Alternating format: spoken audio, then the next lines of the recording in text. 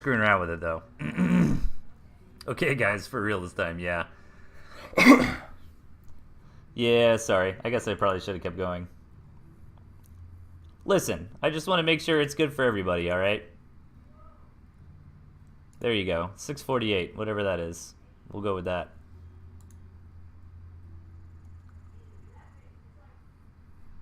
How did you even get 648? I don't know, man. I don't know what I'm doing. I just pretend like it.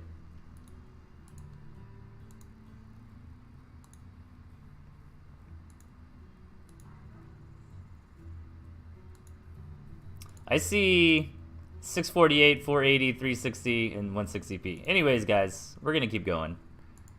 Match number 2. Alright, spawning in the bottom, we've got AC Broken Wing. And his opponent up top, Fuzzy Lanius. Okay, we got Fox vs. Wolf here. Let me take a look at this Fox deck. Squirrel, Toad, Skunk, Snake, Fox, Balloon. Interesting. I like it. I like it. I think the Skunk Snake is a decent combo. AoE and single target. Toad is pretty strong at the moment. It hurts to not have pigeons, but you know, you can't fit everything in your deck. And balloons are good. As a Fox player myself, I prefer turrets over balloons with the Fox, just because I feel like where you really need defensive structures with the Fox strategy can kind of be in these clutch moments where you really want to get a couple turrets up, you know, pretty quickly, or if you're trying to push out. But balloon certainly does the job fairly well. But AC Broken Wing is not messing around, man. Goes for the 4-farm double here, and Fuzzy Lanius does get the scout off on it, and is going to try to get away with a 6-farm double in response to try to get up a couple farms. But look at this. The double bluff here for Broken Wing. Sells off his Warrens. Now, this can be dangerous, because if Fuzzy Lanius doesn't actually sell these Warrens off and pushes out, doesn't supply block his units as they're in production, he can hit very, very hard. But instead decides to eco up as well, which I think gives AC Broken Wing a bit of an advantage in that little dance to the early game. Premium Bow, Dell prioritizing analysis of Fox deck. Listen, man. Oh, yeah, here's the red dino squirrels. Oh, I can't zoom in that much. Oh, there we go. Oh, right there. Yeah, I like them. I wasn't sure about them until I saw them in game, and I was like, they're not that overbearing. I don't think I'm going to keep them forever, but we could use them on this cast. Meanwhile, a Broken Wings deck, it makes a lot of sense. He's got the Wolf, and then he's got Falcon Chameleon, which are both very, very powerful targets for that Wolf buff. And the Ferrets might just be a bit of a utility pick if he wants to go into that contained style, or if he needs to break a position that requires a siege. And Squizzard is always pretty strong, I feel like. Wolf is a dope tier 3 if you just want to mass tier 1, tier 2 army. Yeah, I agree. They really, really help out your tier 2 units. Okay, so Broken Wing for now just going for a Squizzard opening. And meanwhile, Fuzzy Lanius kind of going for the bread and butter, you know, get into a fast skunk kind of situation. And the Lizards are actually going to do really well against this. I found in my own games, you know, having a nice Squizzard composition. I'd even like to see maybe a few more Lizards. Yeah, there you go. Those Lizards are going to be able to get up on those skunks very, very quickly and knock them out. It's really going to come down to micro a lot in this big engagement, and how much damage the squirrels take from those gas clouds while the Lizards are getting in there and killing those skunks, if that makes sense. Show us those glowy squirrels up close. I'm trying. There we go. Now we can see them. Earlier on, the little logo of the Warren, when you zoom in, was blocking it too much. So yeah, really cool skit. I like that a lot, man. So hopefully the quality is good for everybody now. Alright, Red moving out on the map a little bit, grabs that campfire. I might do some like ranked stream and mess around with that and see if I can get that whole slew of options to appear again. Campfire going down for Fuzzy as well. Fuzzy going really hard into these tier 2, and right now Broken Wing's composition is going to do very well against that. I'd like to point out too that Ace has done a pretty good job of keeping his Lizards hidden. He hasn't really revealed the Lizards yet to Fuzzy, so Fuzzy seeing that these Lizards exist is huge, and now he realizes that they're here. he's going to have the opportunity to throw down some toads, which could end up being very, very good for Fuzzy, because 15 lizards can easily get slaughtered by 3 or 6 toads. Ghostbuster squirrels. Oh, man, that's awesome. We should totally get a Ghostbuster unit. You can do it with the squirrel, man. His little tail, you can turn that into, like, the pack, you know? I think it would really be about the bullet. You'd have to have a sick bullet as part of the skin. So AC is trying to get up on the economy, and Fuzzy is moving out, but I really wish Fuzzy would throw down some toads, man. He's seen the lizards. He's got the toads. There he goes. Getting them toads goes in there. Gonna go up to 6, and I wouldn't even mind seeing him wait a little bit before moving out, so he has a nice pack of toads ready to go against those lizards. And AC's I mean, who's winning the economy war? I guess AC is, right? It's pretty close, though. Especially because this second base is coming down for Fuzzy Lanius. So that's going to help him keep up with this second base that we see from our red player that got up just a little bit faster. So this is kind of interesting. Normally you see you guys try to come in here and micro a tier 2, but that's a little bit dangerous when your opponent has lizards, right? Because the whole concept of the skunks coming in and poking is really based on the fact that they can get out in time. So when you introduce a really, really fast unit like the lizards into the mix, it can be brutal. But getting up to 4 skunks, man, and a lot of toads. On paper, I absolutely love the composition we see from green here. We'll have to see how Broken Wing takes this engagement. I mean, oh, that's rough. Like, you really don't want those toads to engage on anything. And that he's getting up to 9 toads, man. But at the same time, if those toad engagements aren't exactly what Fuzzy Lanius needs, that is a pretty significant chunk of his army. I mean, you know, take the toads out of the equation, and it's 30 tier 1 to 12, right? So it looks like he might be positioning these snakes to come in and get a little bit of harassment done, which is pretty safe because their retreat is very, very short with the position of the rest of his army here. Oh, almost gets a snake on the retreat. Decides to hard engage. Those toads get phenomenal engagements. Is it going to be enough, though? It looks like it is. These falcons getting a ton of damage in. A lot of the tier 2 dropping here for Fuzzy Lanius, but he's got plenty left. He's got the 2 skunks. He's still got a snake. These lizard reinforcements are not going to be enough coming in those such small numbers. The snake goes down, though. Can Fuzzy actually get in here and get any damage done is the question. He really can't lose the skunk. If he loses the skunk, very nice for Broken Wing there. Kind of comes back and gets a little bit more value at the end of that engagement. That was definitely better for Fuzzy, and he did take out that pig as well.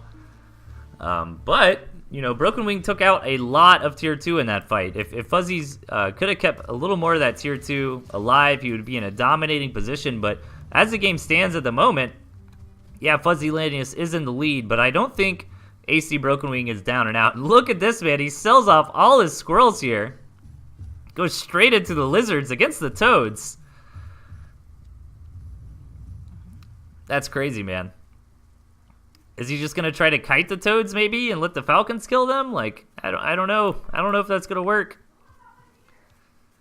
I could kind of see him doing the other thing, right? Like teching out of lizards and going completely into squirrels, but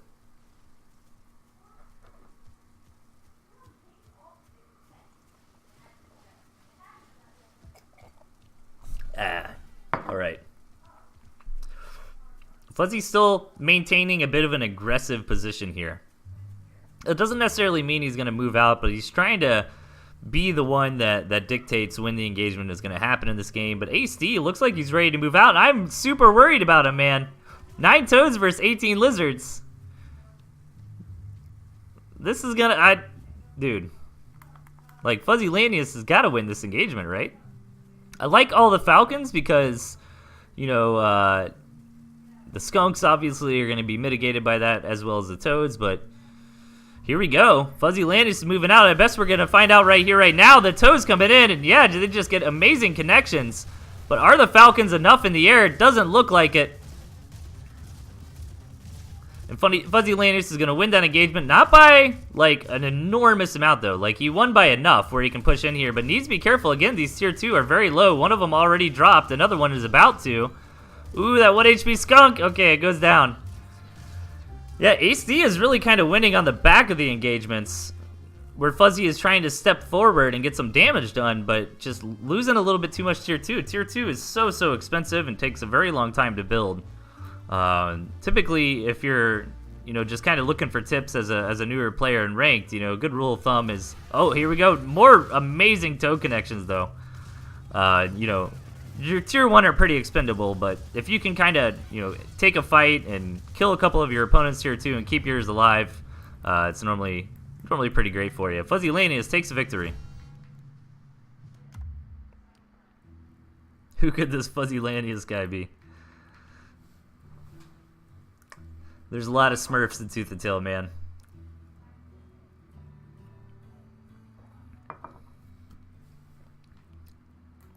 Okay. Match number 3, guys. Okay, spawning to the left, we've got Iris. And his opponent to the top, Jay Moldy. Alright, Iris is rocking this gentleman-esque Owl Fox, man. I was experimenting with Owl Fox a few weeks ago. It's a really cool concept. And I think it's really based upon the idea that Squirrel, Skunk, Owl as a core is just very powerful, right? So you kind of have some wiggle room in the rest of your deck, if that makes sense. And I think that's how players are able to fit in the Fox. But it still kind of goes against a few of the traditional deck building principles, where you kind of want your deck to be amazing at one thing, and oftentimes that leaves weaknesses for other things. What this deck is trying to do is cover the weakness of the Fox by introducing the Owl for a better long-term tier 3 option. Maybe get that Fox out in the early game and transition to the Owl later, which I think it can work, and I really like the way Iris is doing this. Oftentimes you'll see players swap the turret for the balloon. I think either is fine, to be honest. Me personally, I prefer the turret because it's cheaper and because you can build it very quickly. But the balloon can be outstanding. It's a hard counter to the ferret on top of most of the other things that the turret does. Really, I think that's the big difference between the turret and the balloon, right? Like the turret can help out with the early aggression, can be built in a pinch, whereas the balloon, offers a very good option against an opponent's ferrets. And ferrets are very meta at the moment. As you can see, both players are running them. So Jay Moldy is not going to have the option this game if Iris tries to turtle up and build a big eco, or try to rush up a Fox to burst in with some ferrets. Whereas if Iris had decided to go for the balloons, that option wouldn't exist. Alright, I think I've beaten that point to death, you guys. So Jay Moldy, I like his composition too. Squirrel, Pigeon, Skunk is very tried and true. Oh man, these squirrels just blend in so well on this frost map. They're like winter squirrels, man. Jay Moldy looking for some aggression. He does have this high ground advantage, which is going to make it difficult for Iris to defend, but not impossible. It's really going to be management on commander HP more than anything else if they decide to go in. And Iris does also kind of have the advantage in that position of having an easier time focus firing on Jay Moldy's army than Jay Moldy does on his. But Jay Moldy just kind of faking that attack, backs out for now, wants to get an economy going. I'm not sure if he saw this. Yeah, he hasn't seen the eco in the bottom from Iris here, but just kind of decides now's the time. I don't really blame him. Both players building into some skunks. Jay Moldy's got a little bit of money here, just going to go ahead and throw that down on some economy.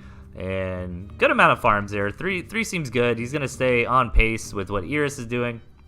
But he's just now going to scout that out. Did Jay Moldy... Okay, so he does know this gristmill exists.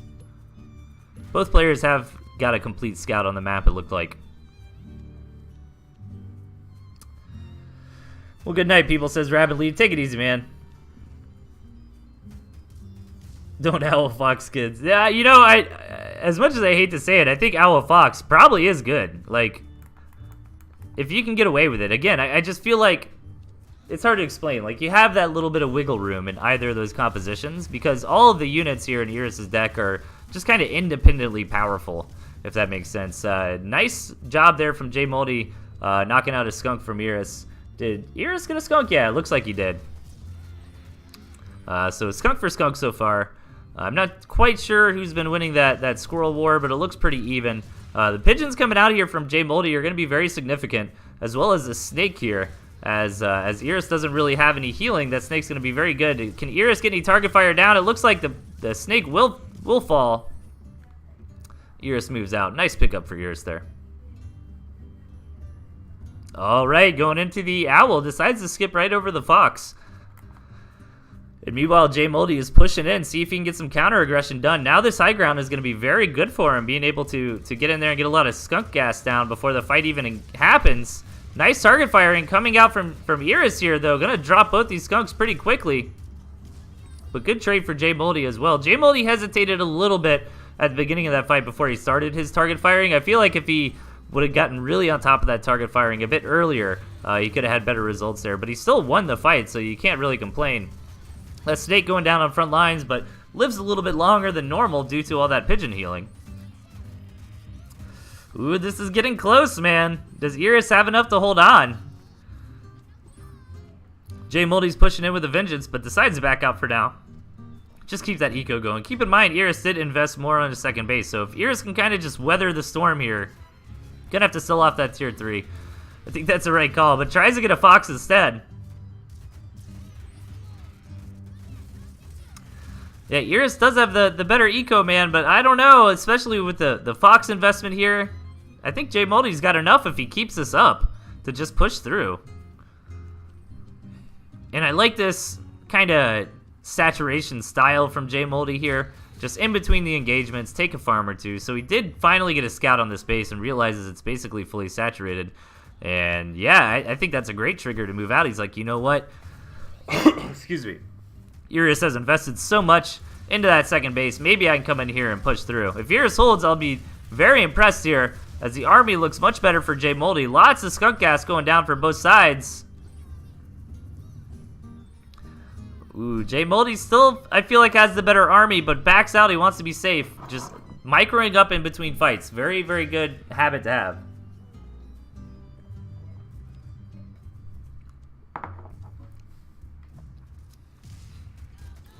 All right.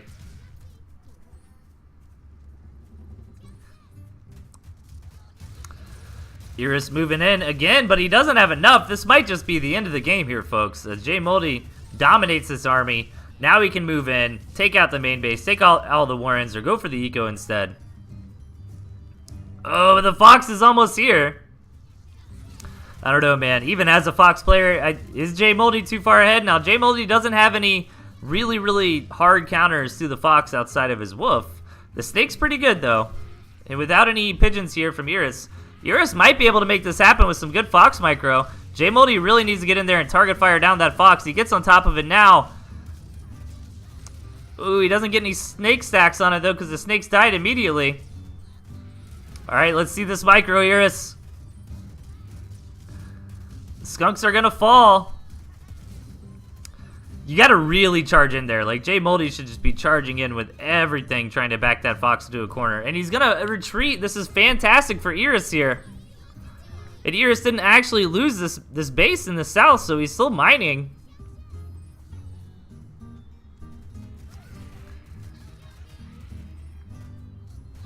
Let's see if he's got the micro to pull this off. He's bleeding off his own squirrels, though, in the process. Ooh, the commander going down for J Moldy. Now this fox is just shooting fish in a barrel.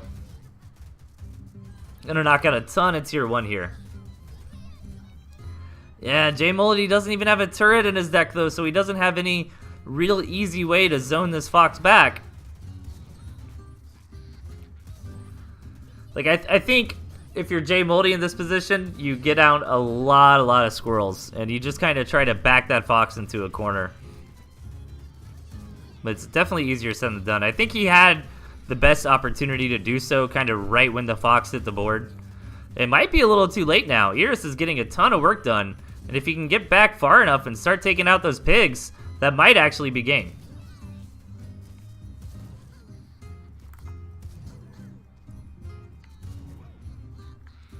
Winter Squirrels, says Kurt, but yeah, that's Skin Red Dino made.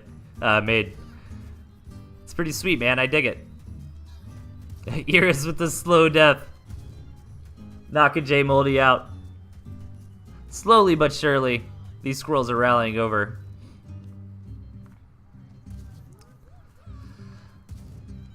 Yeah, I think J Moldy did have the opportunity to try to knock this Fox out, but good micro from Iris. Looks like it'll lead him to the win here eventually.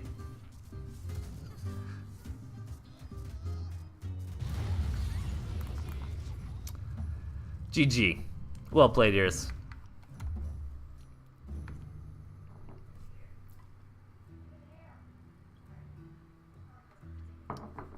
Yeah, Fox in the right hand is very strong.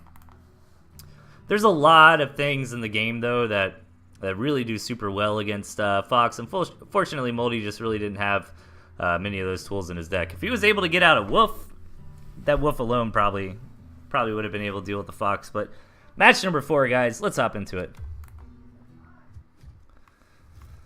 All right, spawning in the bottom, we've got Cherry. And his opponent up top, Mishi. All right, Mishi running the Fox Ferret style. This is one of my favorite styles to play. Even running the Toads here, very cool to see. But Cherry is a madman here, you guys. Cherry doesn't have squirrels nor lizards in his deck. Instead, gonna try to do something with Pigeon Mole. I'm pretty excited to see this game, to be honest. Mishi is one of the highest ranked players at Tooth and Tail. Definitely one of the top players. So running no squirrel lizard against them is very brutal. If you're a new player, if you're not familiar, like squirrel and lizard, it's just kind of the core units. You could argue that squirrel is really the core unit and lizard is a bit more specialized. I kind of agree with that. But regardless, 95% of decks that are competitive, have squirrel and or lizard in them. So Cherry running neither of those units is going to be really difficult for him. Let's see how he decides to play this. He's going to go for a 7-farm snake, and maybe he's going to go into pigeons after this. 7-farm snake, I'm actually really curious to see what's going on here. If he's just kind of derping around, or if this is something that's really mathed out and calculated, where he's like, okay, I'm going to have exactly, a snake at his base at this time, where he's only got a couple tier 1 and he can't deal with it, and I can get a lot of damage done. Ooh, yeah, he's bringing the mole too. I'm gonna believe in Cherry, man. I'm gonna say this is hashtag calculated. Not 95%, 99.5%. Yeah, listen, I agree. Okay, all right, snake's out. See, I would figure the first snake being out would be the trigger to move, but I guess he's waiting on snake number 2. He's going to get some skunks as well. Sells the mole. I hope I'm not overanalyzing him and he's just screwing around. But this is very, very unorthodox. And he's playing against Mishi, which means that he might be a high-ranked ladder player, or he might have just got some bad luck and just been in the ladder, kind of got queued up to Mishi. So let's see. Yeah, Mishi's going to go ahead and just kind of block that with some turrets and some squirrels in position. And now Mishi's going to eco up very, very strongly. But Cherry's got his own second base going. He's going to try to match that farm count.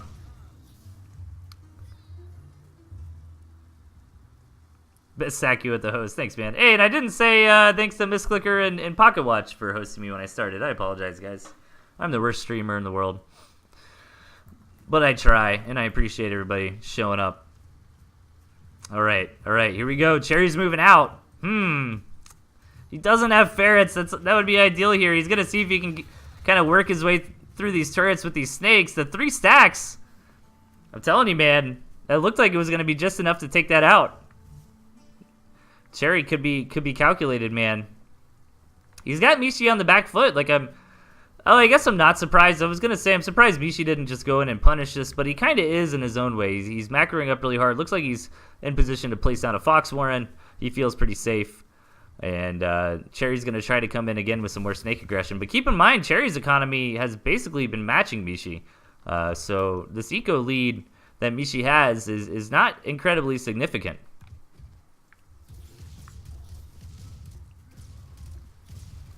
Dilla's the worst, says P-Boop. Listen, I am the best. I am the best streamer. That's what I tell myself to sleep at night. All right, this owl, yeah, I was going to say this owl's got to get started soon. It's almost there. So we'll see that owl production. Couple chameleons coming up as well. All pretty good units to deal with this Fox, but Mishi is a very strong player, and I didn't really comment on this, but look at the start for Mishi, man. 3 bases right here. You really couldn't ask for more than that. Hell, even a campfire. Why not? Lies, you just said you are the worst. You can't believe me, man. I am the best and the worst at the same time. But this is a really good setup for Cherry as well, and arguably better. Like, I feel like might be a little bit easier for Mishi to get up to the 3 base, but if this game goes too long, you know, Cherry is going to have 5 base for 3, and he's also got the Owls, so the Fox should be out in about 20 seconds, and we'll see how Mishi decides to use it. I love this as well, just kind of creeping up with these turrets, probably going to sell off these back ones. Let's see how greedy he is. Yeah, just going to throw down some more farms on that 3rd base there. Look at that beautiful little turret spot, man. Del is the best at being the worst. Yeah, there we go. I like that. Blah. Blah. I need to get more skins, man. My skunks. Oh, do you see? It's kind of hard to tell, but I got the heavy metal pigeons, man. If you guys were on the show and I requested that, Vlad Lad made it for me. I dig them.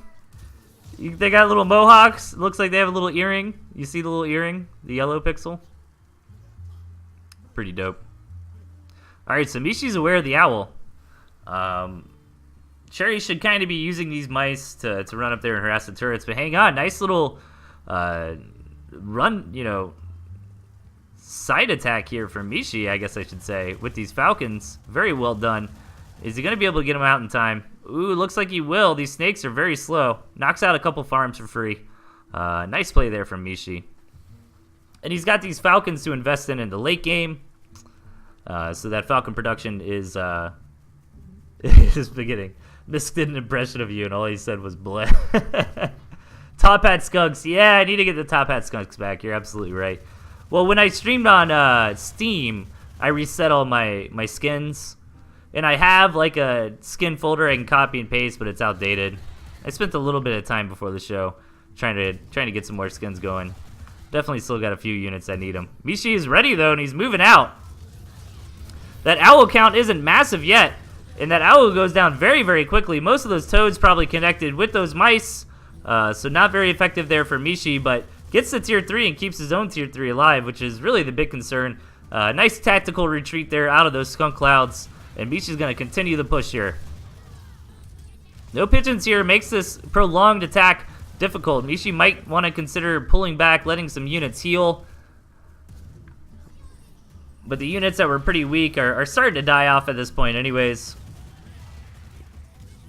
Keeping that aggression up is Mishi. This Fox is really getting a lot of work done.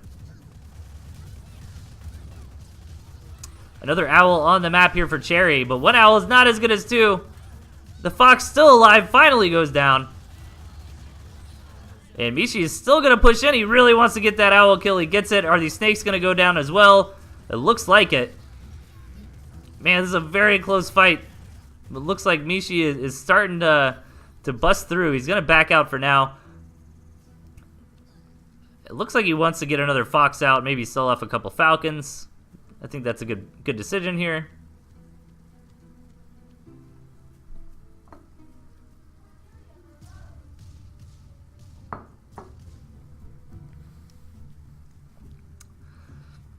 And we got a little lull in the action. See, this is where it might start getting difficult for Mishi. I almost forgot that Cherry doesn't have any tier 1, to be honest. That's so crazy he's doing this well. With no core tier 1, I should say, against a player like Mishi. Another little Falcon attack here. Comes in, picks off 3 farms. He's going to just lose 1 Falcon, so very well done.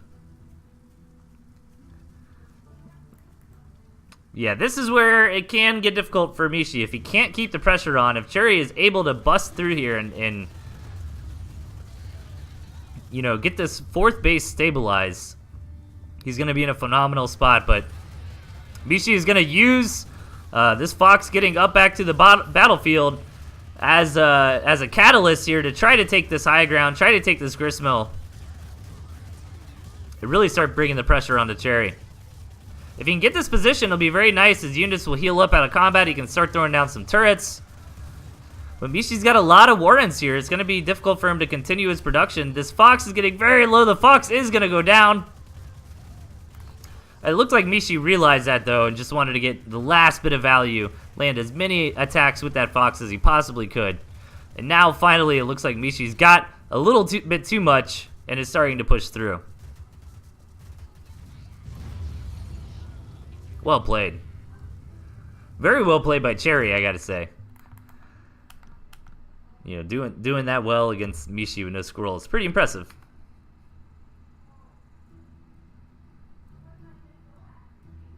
Alright, match number 5.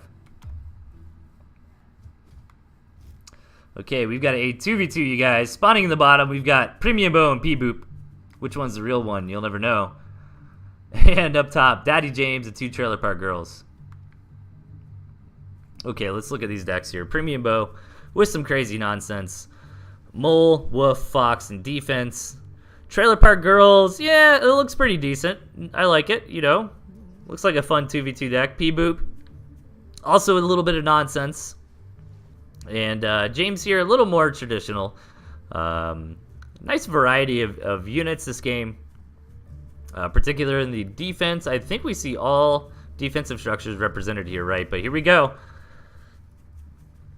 Premium Bow and P-Boop going for the double mole attack. Now, this is banned in competitive 2v2, you guys. That's how much of a jerk these guys are being. Ooh, Premium Bow loses his commander, though, which means he should probably lose these moles as well. P-Boop debating whether or not he wants to use his moles to come in and support, but he's going to actually go for the gristmill.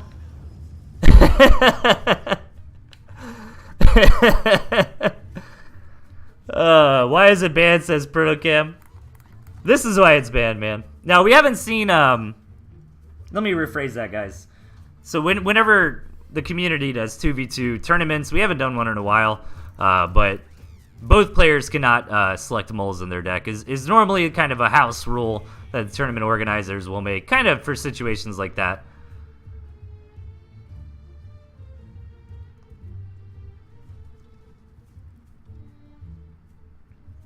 All right, so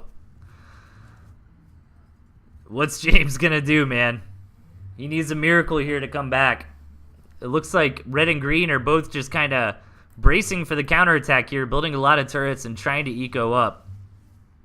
And sure enough, here comes James. He's got a handful of lizards and shouldn't do too much with these turrets here. He might be able to take out one turret, but I don't know what that other one firing. Yeah, he's going to get it, but he's going to lose several lizards. Has to back out.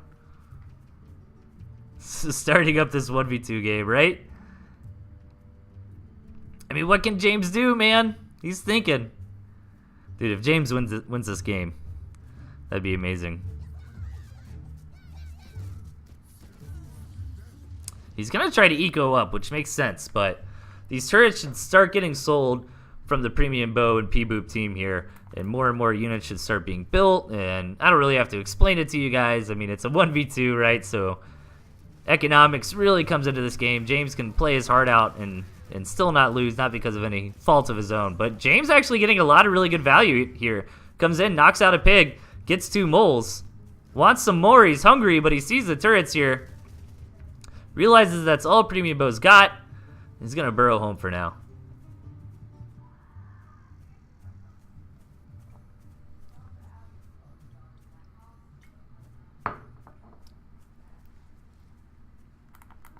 All right. All right, so James just trying to get that eco up. I think the best bet is just to build nothing but lizards, maybe. That makes sense, right? And just try to maybe catch your opponents while they're out and about. You know, snipe them real quick. That's probably the best strategy. I think the word on the streets is it's about 12 lizards to be able to run in and snipe a gristmill with 8 pigs farming it pretty safely. 100% likely to go around the outside, right? Gonna take this trade, and P-Boop's gonna win it. Absolutely detrimental for Camp James here. You know, any even trade that red and green take, which that wasn't even really an even trade. P-Boop won that engagement. But even still, an even trade here is fantastic for red and green. Oh my god. Premium Bow, is he gonna get away with this? The lizards are moving in. No, nice try. I wasn't even paying attention to it. Oh, but Premium Bow making the distraction. P-Boop gonna try to get in here and get this gristmill, but he doesn't have enough lizards. Those barbed wires really helping out there.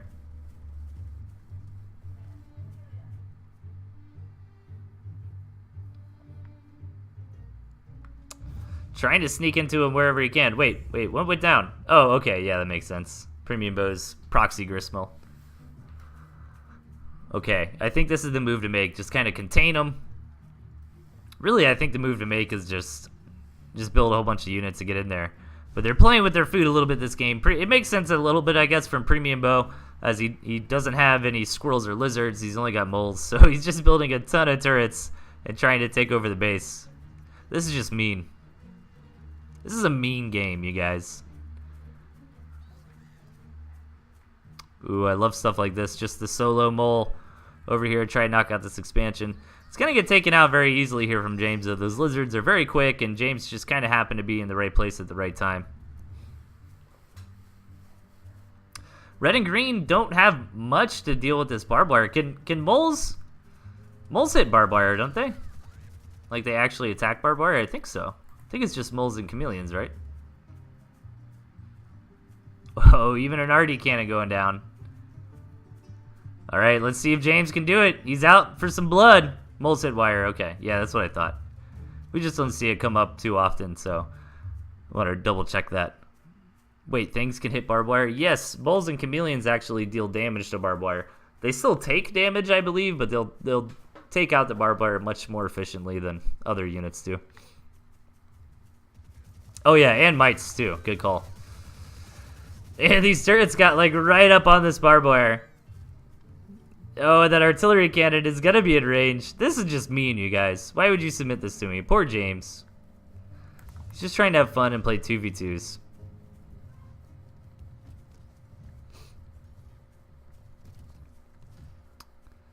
He's got a wolf. That is a thing. But is it gonna be enough? Like, they're kind of sealed in, at least Premium Bow is sealed in tight here. I mean, James could come over and try to take this out, but... Oh, this artillery cannon should almost be done. It's getting there. Ooh, 3 HP. Not like it would have mattered too much if that went down. Is the woof gonna be a noof?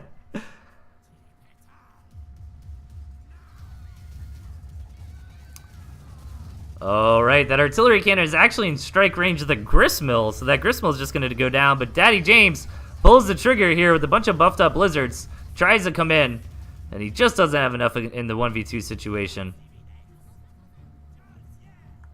Might fast forward a little bit here. Oh, does it? Oh, the RG cannon can hit it, but it just doesn't have the vision without the balloon there. Ooh.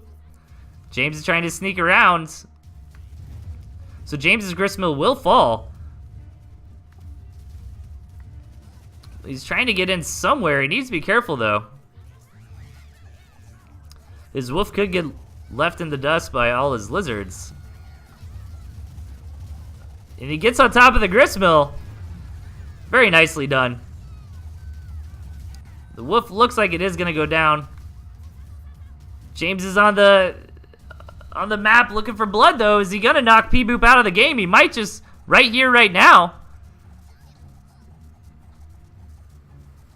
Nice. All right, it's James versus Premium Bow, the real one. And Premium Bow's got a large economy, but he's kind of got a joke deck, you know? Like, he can build moles and a wolf, maybe a fox, but the fox is not going to do that great against the lizards. James could possibly come back into this. James doesn't have an easy way to deal with these turrets, but once you get enough lizards, like, the turrets will just start to fall. Alright, what's the plan? I would just kind of try to come over and strike, man. James might not know that Premium Bow doesn't really have a whole lot. You know what I mean? So he's being a little bit safe, kind of poking and prodding out on the map.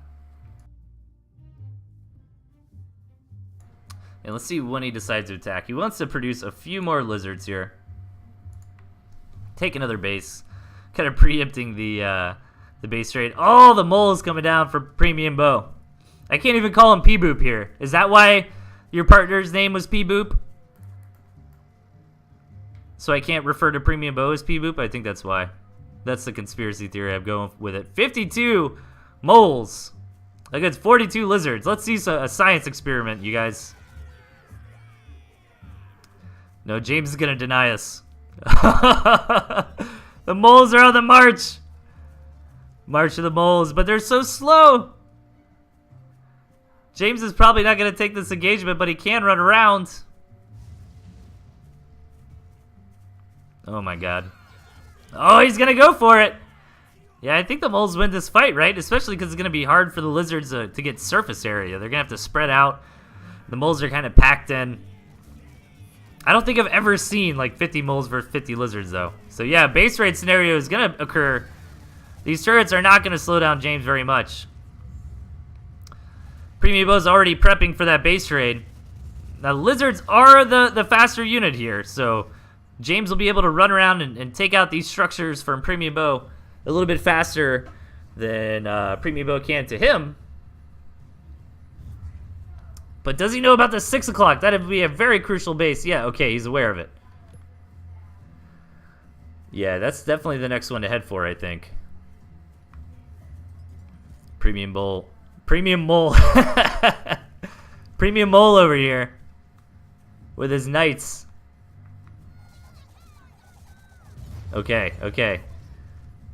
Premium Mole is turtling up a little bit, it looks like. It looks like he doesn't want to take the base race all the way to the conclusion. He might just want to try to hunker down and keep this alive. His moles are a little bit out of position, though. Is James going to go for it? Oh, come on, go for it. Oh! He hesitated a little bit, but does he still have it? He's not target firing the gristmill. Oh, man, so close. Premium Bow takes it. I think James hesitated for like a second or two, man. If he would have got in there a little bit earlier and target fired that gristmill, I think he would have won. Very nice try.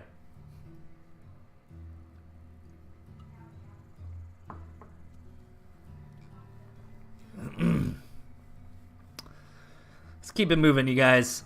Match number 6. Okay, spawning on the left, we've got Made by Doohoo, aka Iris.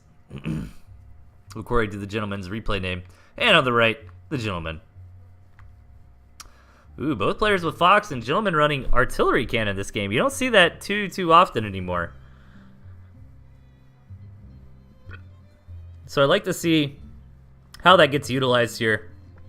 Maybe a little later on, if gentleman could kind of take this position. You know, put a drum fire over here and have a nice range on it that covers a lot of ground.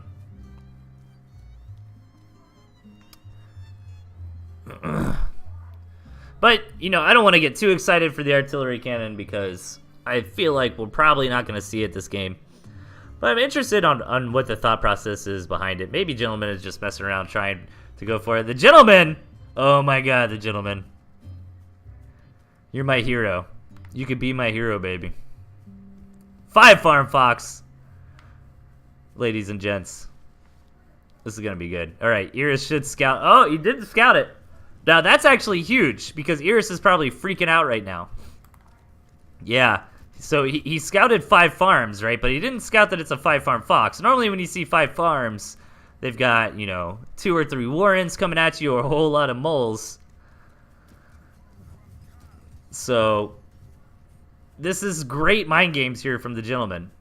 Iris is responding to this correctly, but he's got the wrong information off that scout, which really is the right information. Like, Iris read that scout correctly. It's just the gentleman is going for something totally crazy here that he kind of, you know, double bluffed his opponent.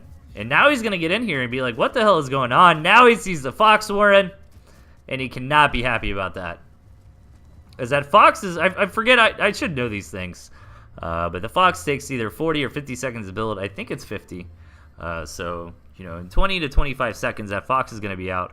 Iris is going to respond by throwing down his own Fox Warren, but the Gentleman's Fox will be very, very far ahead. Dude, I love it, man. I used to do, Premium Bogue talked me into going 4-farm Fox back in the day several months ago, and I did it a lot of games, man. I actually beat some high-level players with it. Like, if they don't read it right or if they don't get the full scout, it can work. 50 seconds. Yeah, that's what I thought. That's what I thought. All right. So at least Iris does have some turrets. So he's going to go ahead and get up a nice little shield of them. And he can't, you know, with the way the second base spawned for him, he can get that out and kind of defend this zone without too many turrets. The trick with 4-farm Fox is pretend to be AFK, right? Just pretend to be sitting there on your main and just have that Fox hidden somewhere. All right, Gentleman going to come in and start getting some damage done. The squirrel kills, too, also delayed Iris's Fox a little bit because those squirrels had to be refinanced, but Iris's Fox starts. So, overall, Iris might not come out of this in the worst position. However, Gentleman has been going super eco behind this. He still hasn't thrown down any tier 1. He's got a second base up with 4 farms. He's got 2 campfires. So as long as Iris can't execute some really, really powerful counterattack, Gentleman's in a great spot. And now the tier 1's coming down for him. Really sharp build here from the Gentleman, I feel like. A nice response from Iris as well. Just a little bit unfortunate he got the incorrect read at the beginning.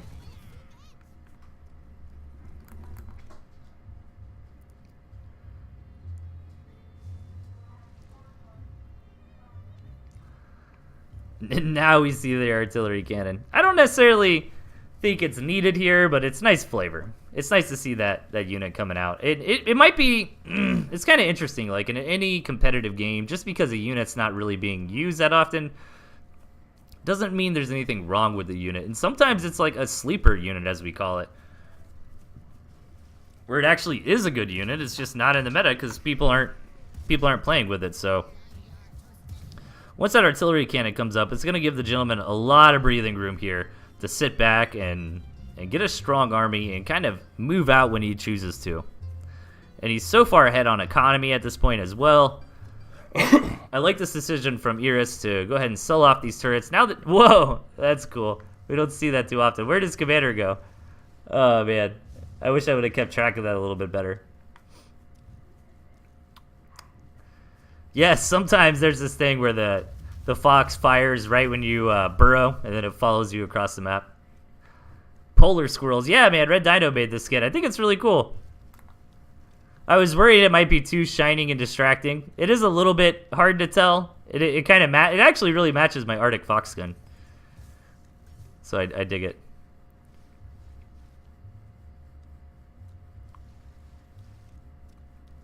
All right, Gentleman trying to stretch out on the map here. Yeah, this is the spot. Dude, that spot was just begging for an artillery cannon all game long. Gentleman going to make my wishes come true and move out with it. And then eventually, once he establishes this as his front line, he should sell this back artillery cannon. He might just move in and take out this turret. I think that'd be correct to do here. Ferrets from Iris here. Ferrets can kind of do well in Fox engagements too. You'd be surprised. I mean, you know, just 1 or 2 of those ferret shots landing on the Fox can make a very, very big difference. Gentleman gets pushed back, but does some good damage there. And he is on a very good economy, but Iris's economy is pretty great as well. It's just now it's going to be difficult for Iris to keep up, as Gentleman kind of has untethered access to as many extra bases as he wants. And Iris's really only third option is in the 6 o'clock position. So Iris really needs to be shifting his game plan to figuring out a way to dismantle the Gentleman before this game runs on for too long. This is kind of crazy. So you want to try to get these toads, but you also want to get the Fox. Nice control from both players. Iris being very aggressive with his commander. Did his commander die? Yeah, his commander died and the Gentleman didn't realize it. I almost didn't notice. I just kind of second guessed myself because typically, especially in a Fox war, when your opponent loses their commander, that's your opportunity to just go in there and knock out their Fox. But a little bit of missed opportunity there from the Gentleman, and a nice little break for Iris. As the game is going to progress, the Gentleman has already got enough off the back of his booming economy to try to come in here and push the issue again. Now, Iris, yeah, he really can only go so far. Those arty shots, getting some nice connections on these toads, but not enough. And man, those toad hits were money for Iris there.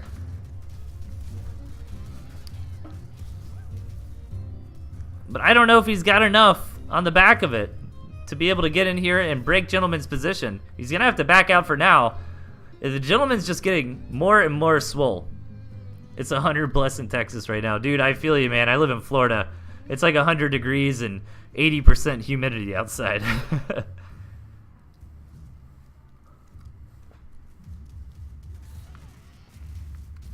More and more artillery cannons coming down. Really going to zone back Iris. And here we go, another engagement. Looks like it's going to happen. Both players kind of pull back their toads for a minute. And Iris, again, gets some great connections on his toads. Very nicely done. Ooh, I thought a fox was going to take a hit there. I'm really impressed that both players have kept their foxes alive this long in this particular match, because neither player is running the pigeons, right? And pigeons can be very, very important to just keep your fox more active. Like, neither player's fox has really taken a whole lot of damage yet, and neither player has landed a fox shot on their opponent's fox, right? At least not that I'm aware of. The Gentleman's army is starting to look like it's just too big at this point. He has had a nice economic lead for the majority of the game, so it makes sense. Iris staying alive with some good micromanagement. His fox finally drops, though, and with that, he taps out. Gentleman takes the game.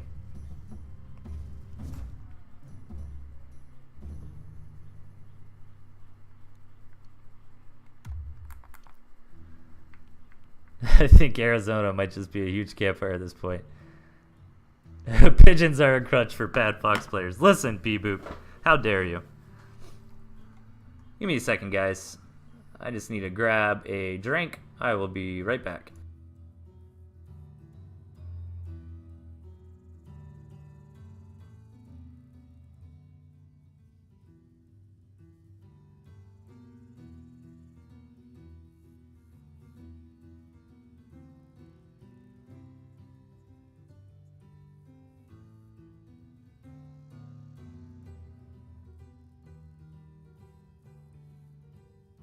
Alright, and I'm back. Told you I'd be right back.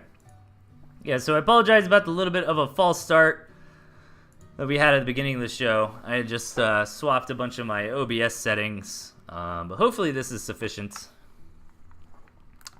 Dude, I went to Arizona on my honeymoon. It was beautiful. I saw Tool and Primus in Phoenix. That was amazing. Then we went up to Sedona.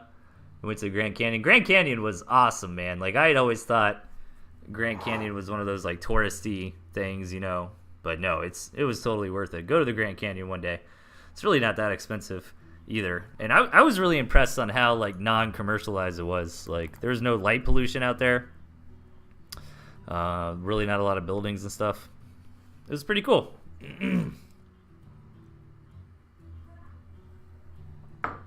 All right, match number 7. Spawning on the right, we've got Amistria. And her opponent to the top left, Tarn. Yeah, what kind of impressed me more than the canyon itself was the nighttime view, man. I'd never been somewhere with, like, no light pollution, you know, that really, really tried to minimize it. I've grown up mainly in cities. I mean, it was crazy. I mean, the entire sky just lit up with millions of stars everywhere. You could see the gas clouds from the nebula, the galaxy. I mean, it was insane. But Tarn here running the double defense Fox style. A bit of a contained style. I like it. I used to do that approach a few months ago. I still think it's viable, but I think it was a little more powerful in the meta where players were trying to rush up a tier 3. Like, there was a meta for a little bit, I think in January, where at high level play, it basically came down to trying to rush a Badger or rush a Fox to counter the Badger when Badger was super, super strong. And then players like Swifty kind of figured out, all right, you can, turret balloon. Jet Erickson was really well known for it too. And to punish somebody who's rushing a tier 3. But it's certainly still a good strategy. Meanwhile, Amicia rocking her trademark barbed wire, man. I don't think I've seen a game in a month or two with Amicia in it without the barbed wire, and she normally uses it to pretty good effect, so excited to see how that plays out. And other than that, nothing really crazy this game. Amicia not running any tier 3. No lizards either, which we have seen a lot of lizards out from Amicia recently. So we'll have to see how she approaches this game. I'm thinking maybe some skunks early, or perhaps just going for that quick expansion. This is kind of a cool strategy. You don't see players go for it super often these days. You know, try to just get up really fast eco on the smallest amount of units as possible. And here we go. Tarn moving out with a nice lizard run by. I don't think Amicia has even scouted that the lizards exist here for Tarn. So she has no idea. She's going to get the memo, but it's a little bit too late. One pig should definitely go down. Another pig probably as well. And Tarn is going to try to get a third pig. A little bit of an overextension there. Almost gets it and loses lizards for it. Still a very nice trade for Tarn.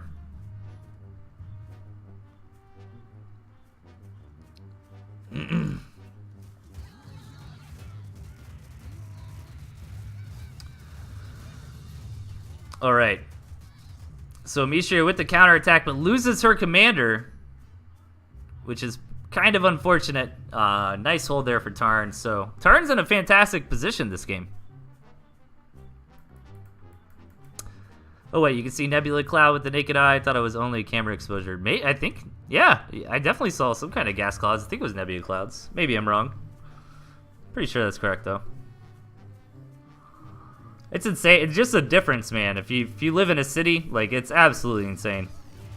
Looking at the sky with no light pollution. Again, a nice little attack there from Tarn. Running in with just a few lizards. Gets a couple more farms. This is a very rough position for Amicia.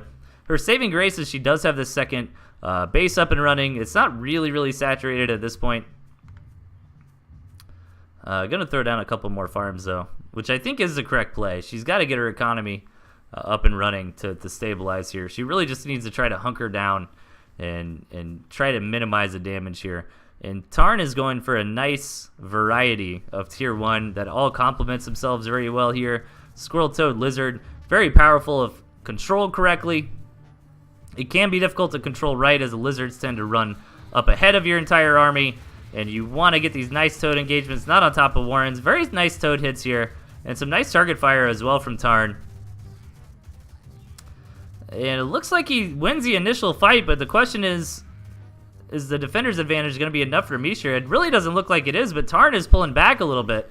If Tarn keeps this aggression on, this might be a little bit too much damage. He has rock, paper, and scissors, right? Yeah, this might be a little bit too much. I think Tarn has broken through on some back of some very nice lizard aggression in the early game. I feel like these Warrens going down is probably too much damage here. Pout incoming. Ooh, this last minute barbed wire. A couple pieces are going to get up for Amicia. That's going to make it difficult for Tarn to continue this attack. But has the damage already been done is the question. Now, the second base is actually coming in handy for Amicia now, as we just hit the 5-minute mark, and now she's got a pretty decent economic lead. She's going to hold on and try to rough it out in this game. If she could even get a couple pieces of barbed wire up here on this high ground, that would be amazing.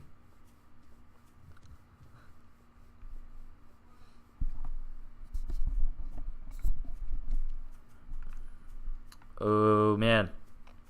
Selling off the barbed wire. Love to see you get up here on the high ground, but not going to have time. Tarn is getting in position for another attack here. Is Amicia going to have enough? Going to try to get this barbed wire up. She needs to target fire down these Toads. The Toads are going to get in. Only one connects, which is nice for Amicia. But there's still so many squirrels here for Tarn. Ooh, but Amicia, with the defender's advantage, with the superior economy, is going to push Tarn back. Very nice hold.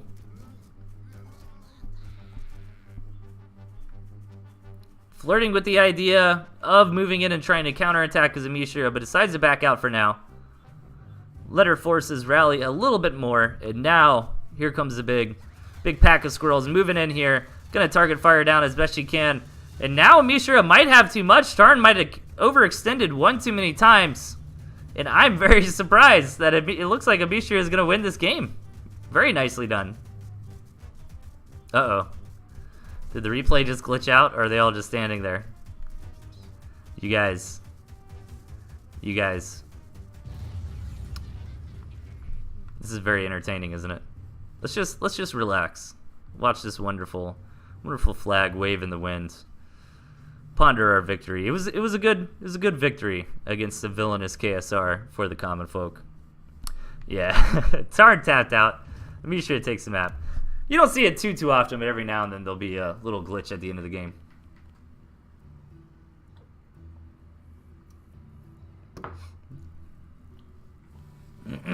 Okay. Match number 8. Let's rock and roll. Spawning the bottom, we've got Shoddy31. And his opponent up top, question mark. I guess I'll call him Mark. Okay. So, Mark running no tier 3, no squirrels, and mines. So, kind of interesting. He gets off the hook. Like, you can kind of do this lizard thing.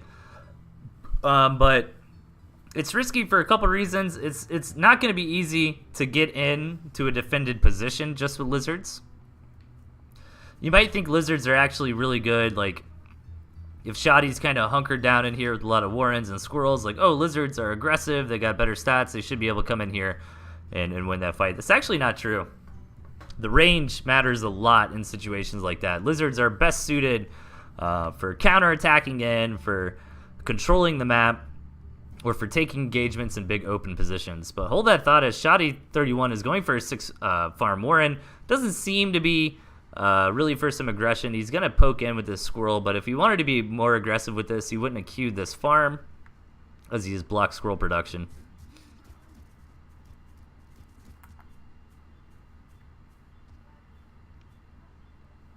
It was a barbed wire that saved me. Dude, I agree. I was actually kind of surprised that barbed wire got up, which makes sense because he was trying to target fire your units, right? Was probably avoiding that barbed wire. So Shoddy moving out with a couple squirrels, but just 1 or 2 is really not going to cut it. But he wants to keep the pressure on here. He's going to build some moles to reinforce this. This is very, very aggressive here from Shoddy. Really high risk, high reward. I mean, if this works for him, then he might just straight up end the game. That mine hit was amazing. Gets a lot of value as it really hurt that mole significantly. But yeah, I was going to say, if that attack worked for him, then it could very well end the game. But since it kind of didn't do too much damage there, question mark's going to be in a nice lead. You know, trading maybe a lizard, a pig, and a mine for 2, 3. No, he got 3 moles there. He even got that 3rd one on the back of it. Look at this, Shoddy31, a madman here. Just going to be like, all right, man. My 8 farm, 1 tier 1 warren, 3 mole rush didn't work. Let's just go straight to Badger. And question mark also doing some crazy stuff here. Sells off all his lizards and goes for falcons. Neither players scouted each other, so they're both just trying to mind game one another and change it up. I love seeing stuff like this, as it's really easy to do in Tooth and Tail compared to other RTS games, because you actually get that full refund when you sell things off. So Shoddy is going to get away with this Badger. I was worried for him because if question mark actually stuck with the lizards, right, and built up like 18, 21 lizards, he probably could have just came in here and rolled over Shoddy. But Shoddy got a little bit lucky there that question mark decided to tech switch into falcons, which take a little bit more time to get up and running. And ooh, I thought Shoddy had this Badger paid for. Maybe he did too, as he really started getting going on that second base and supply blocked it. I was watching his food for a minute there. Saw it get up to around 170, 180 for a second, and then that's unfortunate. Maybe he thinks he paid for it, but it's all right. That Badger is going to get paid for here shortly, but this is going to give question mark a nice opportunity. Man, who was it? I played against Man as Shrimp earlier, and he almost beat me with this Falcon Pigeon strategy. I was just not prepared for. He just had like an insane amount of pigeons. Like 6 falcons, 12, 15 pigeons, and they were just getting healed so well. But here come the falcons, man. They're still really squishy units even with this healing. A few of them dropping already, but getting some damage done. Trading out with those squirrels. Gonna kill, what, 3, 4 pigs. Gonna basically knock out all those squirrels, and he's gonna try to get out with 3 of his falcons alive. Ooh, that 1 HP one. You're gonna give me an ulcer, dude. I like this random mine here and there, too. But Shoddy31 has got a fantastic economy going. He's almost got this badger. He's gonna be in a great spot for a counterattack. No pigeons here from Shoddy. Might be a newer player. Typically, we see pigeons paired with badger because they just synergize very, very well. The healing from the pigeons really makes that badger almost invincible on the front lines. Here we go. The badger's out. Falcons can DPS down a badger very quickly, though, especially with no pigeons healing it. So it's going to come down to control and micro. If Question Mark can target fire down this badger, the badger's moving too far forward. It is going to go down in an instant here. Well played by Question Mark.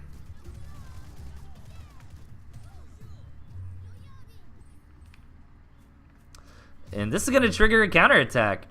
He really needs to get in there and get some damage done. As Shoddy is sticking with the badger, going to get another one out. Maybe he'll baby it a little more this time. And keep it alive a little longer. But now does Mark here, okay, he knows about the second base, but he doesn't know how saturated it is. So yeah, Shoddy lost that badger, but his income has been significantly ahead for a good period of time. All right, the Falcon's moving out. Excuse me, guys.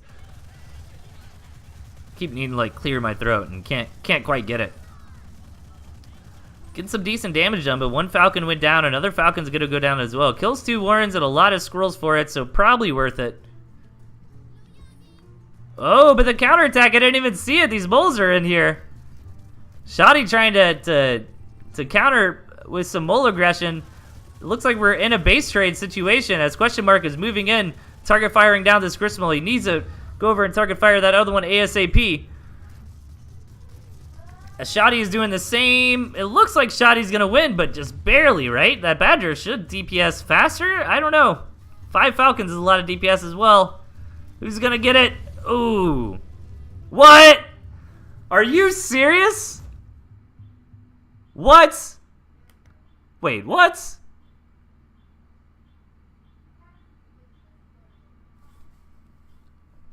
Can anyone hear the game? It's quiet. Why is the game so quiet? I had my levels better, but everybody was like, you're too low. Let's see. Dude, let's take a second and appreciate this, all right? This is episode 67, okay? I'm sorry about that, you guys. Episode 67.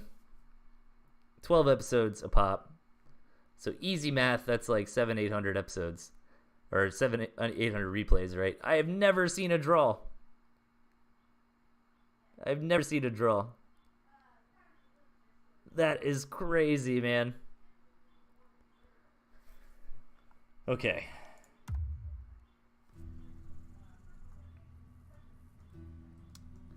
Let me see if I can fix these levels. I need to just do...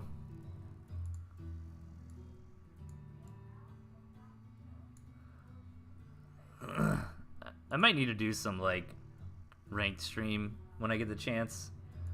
Try to clean this up a little bit. That should be better. I turned myself down a little bit, turned the game up a little bit.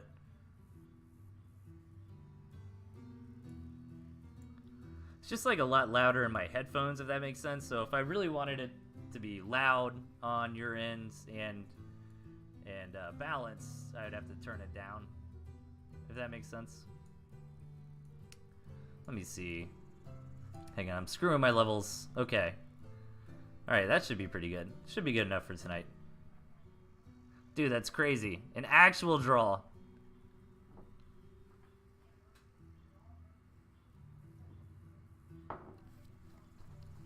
Match number 9, guys. Let's do it. Alright, spawning in the bottom, we've got Cold Warp Gates. And his opponent up top, the Childs. Okay, Owl versus straight tier 2, essentially. With that turret balloon to have that flexibility to maybe implement a contained strategy. But other than that, nothing super crazy. I like the Squizzard here from Cold Warp Gates, and the Skunk from the Child is pretty standard, but Squirrel Lizard Ferret does pretty well, I feel like, against Squirrel Skunk. But really, there's a lot of opening options here for both players, so it's hard to speculate too much based on these deck compositions. But Cold Warp Gates going for a 5-farm Lizard Warren. I don't think this is a safe Warren, you guys. I think he's looking to put the hurt on.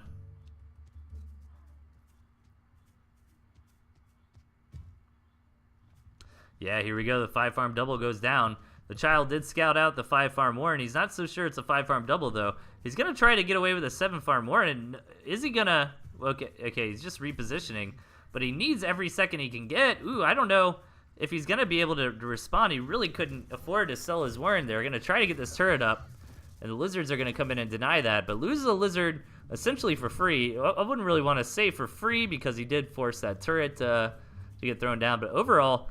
or get sold rather, but overall the Child holds and is in a really good spot. Cold Warp Gates really needed to get more damage done to justify how far behind his income is in this early game here, and he didn't quite get it.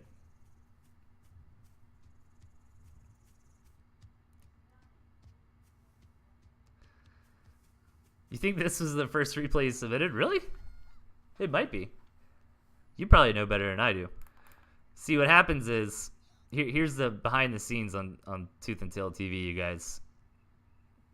I'll download all my replays, right? I'll try to remember to check my Discord messages for replays too. And then I make my show, and then whatever I cut out of the show, typically if a person submits more than one replay, I'll throw those into a folder called TnT Submissions, and then I'll just kind of pick from that folder a little bit as I put together a new show, if that makes sense. All right, the Child moving in, but loses his commander immediately. This is going to be very nice for Cold Warp Gates. He's going to clean up all these squirrels, no problem.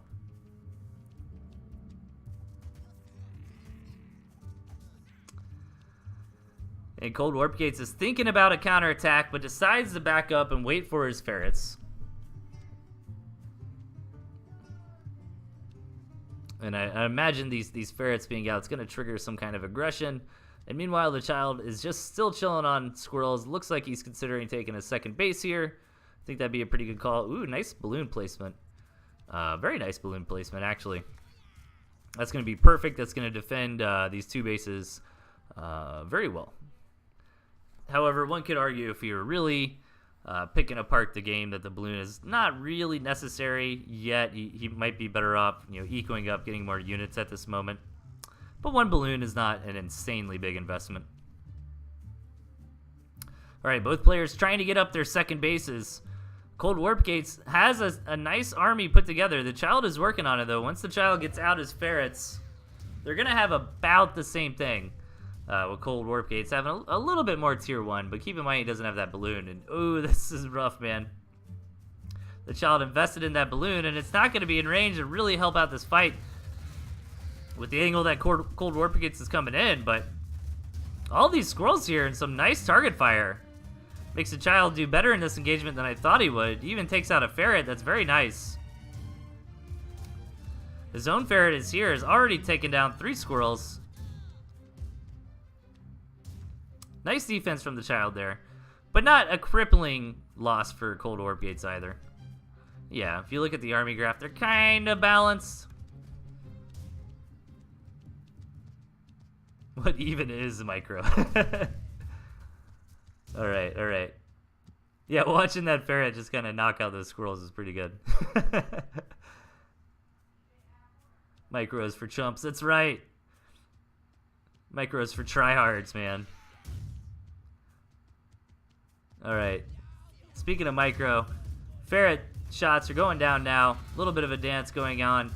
Ooh, the Child's commander almost dies. Gets down to 1 HP, and as the army from blue actually had real targets to fire on, commander ends up living there. And Cold Warp Gates pushes through.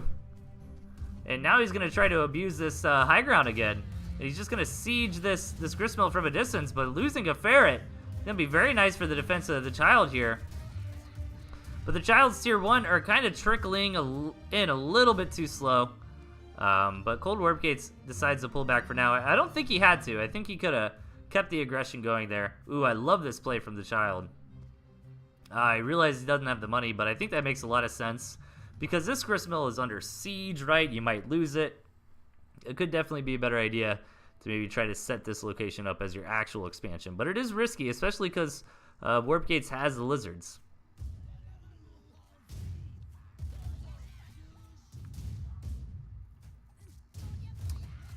Alright, Cold Warp Gates coming in. Gonna back out for now, though. That is such an abusable ledge. I can definitely see the temptation to try to get up there and keep that pressure going. But Cold Warp Gates is in a pretty dominant position. Like he said, I think this is one of his earlier replays he submitted. So he's probably still kind of getting the feel for things. And it can be rough. You don't get the same vision we do. So he wants to make sure when he moves in, he's really got enough. And this is a fantastic engagement here for Cold Warp Gates. And the child just invested all that money in economy to try to keep up with the Cold Warp Gates, who's had a good economy for quite some time now. And that's probably too much damage. Child taps out. Warp Gates takes the game. That's why Dell doesn't micro his Fox as P-boop. Premium Bow, how dare you? I order you to ban yourself for that statement.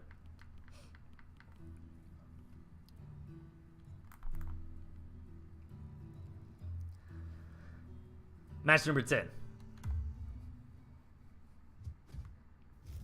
All right, we got a free-for-all afoot here. Spawning in the bottom, we've got Midgar. His opponent to the left, Protocam. Their opponent up top, Nick. And to the right, the one and only Dingo Dancing. All right, we got a little bit of lore on this one, a little bit of backstory. Apparently, Midgar, Nick, and Protocam were all derping around and all kind of shook hands and were like, yeah, man, we're going to go Owl straight defense. And then Dingo Dancing just kind of joins the lobby and is like, hey, can I play too? And they're like, yeah, sure, lol. So Dingo Dancing didn't get the memo of what was happening here.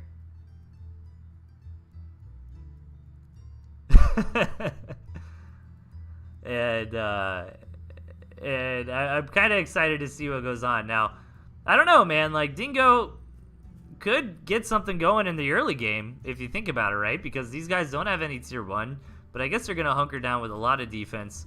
We'll have to see how it goes. The problem here is that Dingo has no idea, right? Like, he doesn't know there's some kind of agreement going on this Owl defense thing. But he does have Badger Wolf, which should deal with Owls fairly well. And Squirrel, Pigeon, Skunk in the early game can deal with opponents going for shenanigans pretty effectively. So, I don't know, man. I could see this. I could see this going anyway. I don't think Dingo's out for the count. You know, a deck selection here. You know, Badger is definitely good to have against Owl. It was supposed to be me and Shady versus Dingo. Oh. Yeah, this is yeah, okay. Just making sure I'm not crazy. This is a free-for-all. They just messed up in the game settings, I guess, trying to go for a 2v2. So Owl number 1 coming out for Midgard. Look at this Protocam. Setting up the contain. Already knocks down a pig. Oh, he didn't quite get that one, actually. My mistake. But once it walks back, there it is. Get wrecked, nerd. Alright, this is pretty brutal. Nice strategy here from Protocam, though. And what is Dingo doing? He's just building a lot of tier 1. What has he seen? He hasn't seen a whole lot. He knows that Midgar is going for the Owl. And he's seen a lot of barbed wire out of Nick. Really, Nick's in a good position. You know, investing in this defense. He's kind of just giving the signal like, hey, man, don't mess with me. And that's going to allow him to eco up on 2 bases. But Dingo is coming in here to put on the pressure as well on Midgar. Midgar actually got the turret up, though, which is going to deny the artillery cannon. Nicely done there. But this attack from Dingo Dancing might be too much for Midgar. Yeah, and Midgar is just going to go ahead and tap out as Dingo kind of had him in the chokehold there. And Protocam's going to sell off. I think he had to sell that off earlier because of the turret anyways. And that's it, man. So now we're down to 3 contestants here. And I'm liking Protocam's position. He's already got the second base up and running.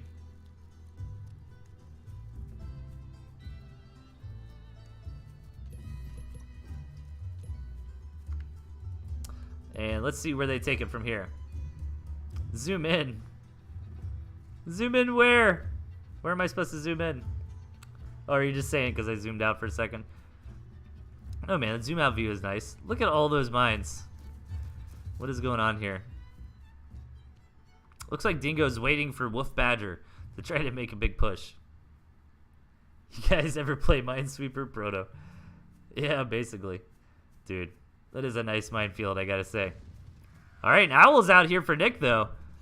And that's going to allow him to go ahead and knock out this Gristmill from Protocam. No harm, no foul. Protocam really wasn't using that at the moment anyways. It was just kind of nice to have.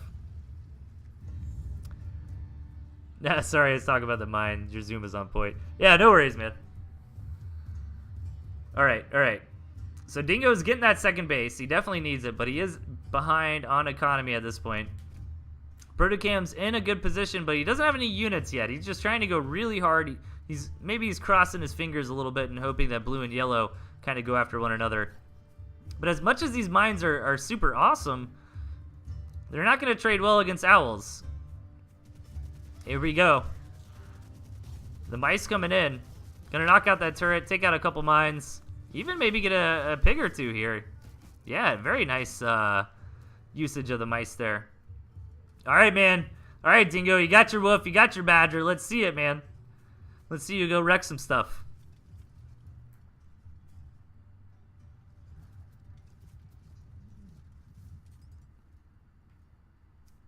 All right, all right. A little bit more mouse aggression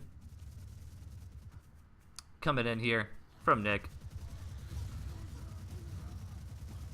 Just getting the damage here or there. Gets 40 food worth of damage. 2 owls are out. 3rd owl on the way. Protocam's got this booming economy, though. He's starting his own owl production. Dingo, man! I feel like Dingo's got to go do something. He can't just be satisfied with 2 bases here. He's got to get out on the map, or else Protocam's going to become a total monster. This setup he's got should do pretty well against Owl in defense, right? I feel like it should.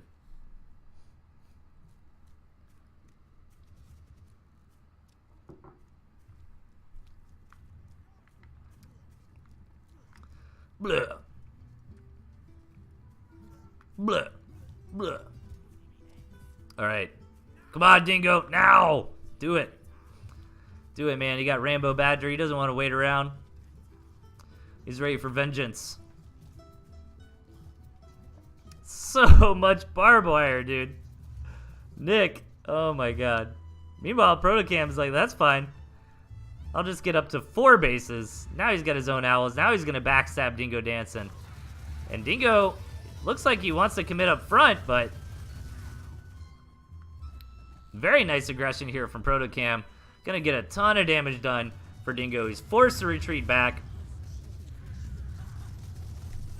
He's going to clean up these mice, no problem, but he's not really going to be able to punish Proto.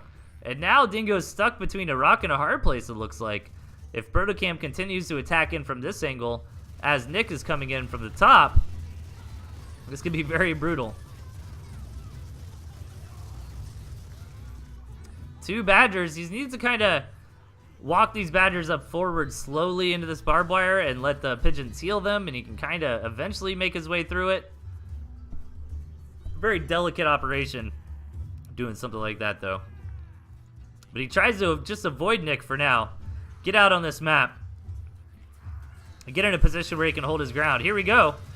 One badger's buffed up. The other one is not. He needs to be careful with them. They're both wound up, however. Gonna get a lot of damage done here. Nice micro from Dingo, keeping his key units alive.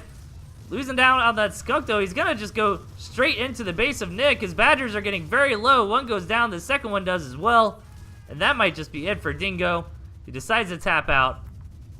I think he smelled blood in the water, man. He got a little bit red in the eye there and just wanted to go hardcore into Nick. I think he just got frustrated with the game. I've been in matches like that where it's like, whatever, man. Let's just go for it right here, right now. If it works, great. If not, okay, I'll go to the next game. All right, so we got Protocam versus Nick, and Protocam's in a much better position with 19 farms of 4.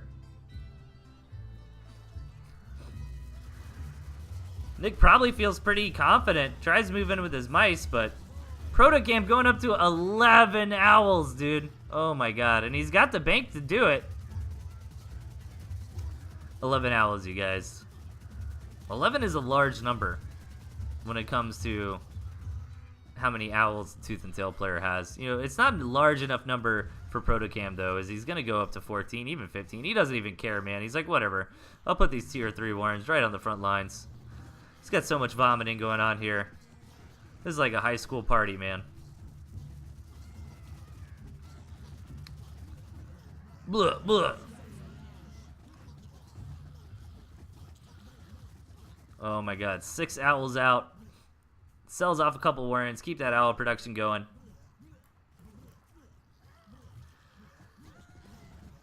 And Protocam moves in. He's got the superior mice numbers here, though, but I'm really just waiting for these additional owls. Like, 6 owls versus 5 is nice, but 11 owls versus 5, like, that's pretty ridiculous. Even this artillery cannon coming down, gonna give those owls a nice support.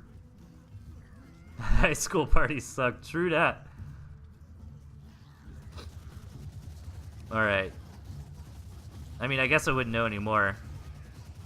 It's been like 13 years since I've been to a high school party. They were fun back in my day. Alright, Protocam should just eventually get this. That's a huge wall of turrets, which traditionally does well against mice, but the bigger problem here is that Nick is just kind of caged in. He doesn't really have any options on the map to get a bigger income. He kind of realized that. Protocam takes the game.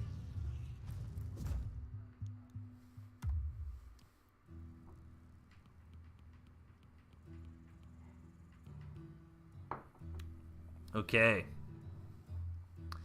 Match number 11. Okay, we've got a 2v2 of foots. Spawning up top, we've got Snappy and Toast. And their opponents to the bottom, Iris and Bluecoon. Always got to double check that, man. I'm super paranoid in team games. Like, this is a 2v2, right? Okay.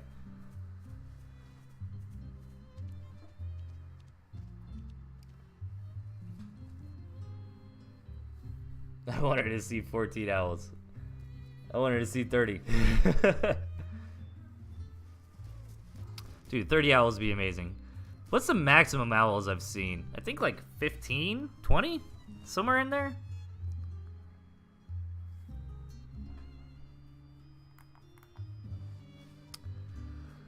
Alright, what's going on this game?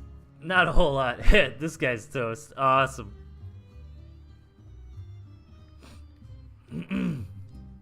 It's funny because his name is Toast. Nice Hearthstone reference, bruh. Alright, alright. So far, so good in this game. Bluecoon's actually throwing down some very early mines here, not to be expected. I should have done better job at casting, though, and seen if those mines were observed by the green and blue team, because that can be a very, very big deal. Hey, see you later, Protocam. It's always a pleasure. Stand by for Toast to be Toast. And we saw a little bit of variation on the openings here. It wasn't quite 8 farm. Really, though, red and yellow are the ones that are up to no good. Haven't built a single, you guys. It's almost 2 minutes in, and how am I just now seeing this? Look at red and yellow's decks, man. It's like the opposite of the decks that we just saw, where it was 1 tier 3 and 5 defense. This is 5 tier 3 and 1 defense, you guys. We saw Finson do this in that game against Bratmo, right? I think he got out like every tier 3 and then didn't even lose a unit or something. It was a piece of art, man. Boar come down here for Bluecoon, and meanwhile, Iris is going for the Fox. They're trying to just hide behind barbed wire mines for the time being, which might actually work. Look at this proxy Warren right on the front lines, and they're just going to be like, you know what? Fine, we'll try to YOLO through. Doesn't quite work. Barbed wire is indeed actually pretty good when you can pull it off, so green and blue have to back out for now. And looks like these tier 3 units should be starting production here shortly. Both players do have the money for it. The Wolf coming out as well for Iris. What is going to be tier 3 choice number 2 for Bluecoon? It's going to be that owl. No second bases yet for red and yellow. Meanwhile, blue and green are kind of playing this correctly. You know, like red and yellow are messing around, doing crazy nonsense. But I really approve of what blue and green are doing in a 2v2. they're getting up a nice, healthy composition of Tier 1 units. They're starting to tech up to their Tier 2. They're expanding. They're keeping the pressure on. They're trying to gain map control. And this could put them in a good spot later on. You know, red and yellow are going to kind of engineer a very powerful, silly Tier 3 army. But if it's not enough, if the economies are already so established from blue and green, it might not be enough, if that makes sense. Oh, are those pigs going to live? Are you serious? Oh, I would be so mad right now, you guys. They invested so much into trying to take those pigs out. Red sneaks out an expansion, by the way, and the boar is out, which means the fox should be out as well. Where is that fox? Just chilling at home for the time being. Alright, needs to be careful of this boar micro. Where is that fox? The fox is not being used. Iris is getting out on the map with the fox now. Doesn't want to lose this boar. He's going to start retreating back, but he might have been a little bit too cocky with his board positioning. Realizes it's not long for this world. Gets a nice value bomb at the end of it. And, yeah, decides to keep the Tier 3 Warren. But it's a shame that that boar went down for red, because that was, you know, literally his entire army there. But this fox is helping keep blue and green at bay for the time being.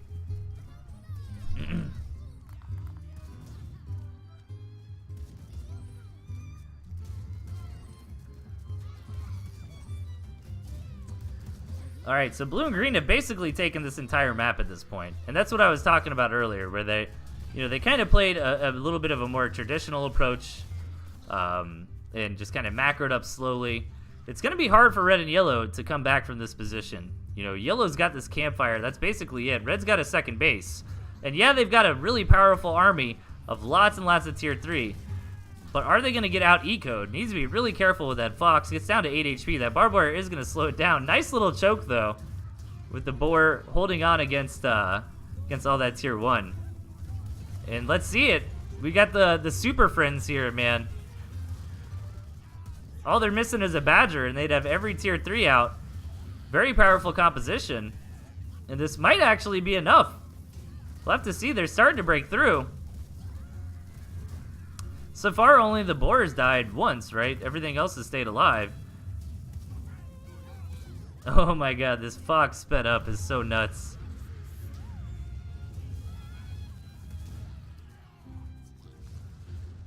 Wow, I think they might actually do it. They got a long road ahead of them, but they're breaking out. They're getting a lot of damage done. They're starting to claim territory back, which is very important as they're at the point in the game, especially Iris, where he really needs to get an expansion going. He's got a lot of money. Oh, man. Blue Coon even takes that expansion. That's unfortunate. That really should be for Iris here. But Iris could take this base that was just knocked out by the mice there, so he'll be okay. Oh, never mind. Iris does his base up here. And he's got plenty of floating money from being on the front lines. Microing so much, can easily just throw all that money down into a base. Throw down a couple owls. And now red and yellow might be in a position to actually get something done this game. Hey, what's up, March Faster? Good to see you, man. We are just watching some crazy 2v2s where one team has all Tier 3s. You know, regular stuff. This fox is almost hard to follow. It's so fast. Toast decides to tap out, or does he? I think those mice actually might have just got in there and killed everything from him.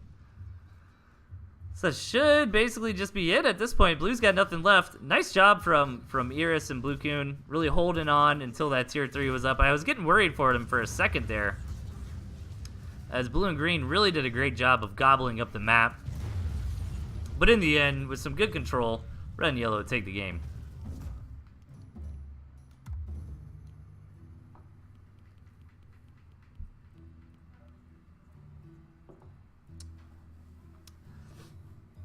Alright, we've got a couple more for you tonight.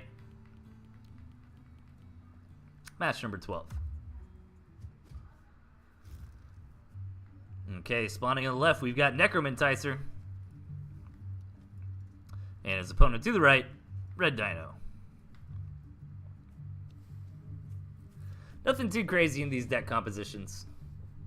I think both of them are fine. Pretty cool to see the boar. You don't see it super often anymore, but it can still do well. And Lizard, Chameleon are going to come in handy for Necro this game, as well as a turret, dealing with any kind of fast fox or just the fox in general. Oh, I love this play out of Red Dino. Ooh, and Necro's going to get the scout. Very nice. So Red Dino wants to go for some 5-farm aggression and wants to hide that Warren so Necro might not get the correct scout. And then Necro kind of looks at it, realizes that food was missing, and gets up on that high ground, sees that Warren. So now he knows what's going on, especially after he saw that second Warren go down. And this is the correct response to this kind of thing. Necro going for a 6-farm double in response to a 5-farm double. On paper, this should work. Now, this one Warren being out so far away from the pigs might be deadly, but a couple squirrels are already here. That's going to be enough to drive back those lizards. Necro needs to be careful, though, going that far out on the map. Red Dino could pounce if these squirrels are not nicely protected behind the Warrens. Just like in this situation here, it should be a very nice trade here for Red Dino. That squirrel spawns, knocks out that weakened lizard, though, kind of evens up that trade. But this Warren should definitely go down. I'm actually, as weird as it sounds, like, Necromanticers, like, this is correct according to kind of the high-level player meta, where if you have high ground outside your base, you want to throw a Warren up there to get that protection. But I kind of disagree with that, to be honest, in situations like this. I guarantee you if Necro had placed that Warren down here on the low ground, he wouldn't have lost it. And you can still get that high ground vision with your commander, you know? Because oftentimes, especially when you're when you're in a, you know, getting rush situation, having these Warrens in range for the pigs to help defend them can be very, very critical.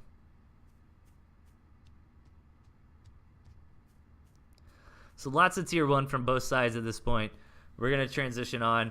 Red Dino takes a nice little victory in the early game, but it wasn't game-ending damage or anything like that. And plus, Necromanticer, you know, had a quicker economy. And Necro might have even traded an extra few lizards there. Oh, no, it looks like Red Dino tried to tech switch out of the lizards and get up his squirrels. So now Necro's got a couple more squirrels up on Red Dino. Is going to push in. But Necro's not target firing, and Red Dino is. That's kind of making up for the differential in squirrels here. Very nice hold for Red Dino, especially because he also threw down that tier 2 Warren, and that that ferret rather is going to begin production here soon.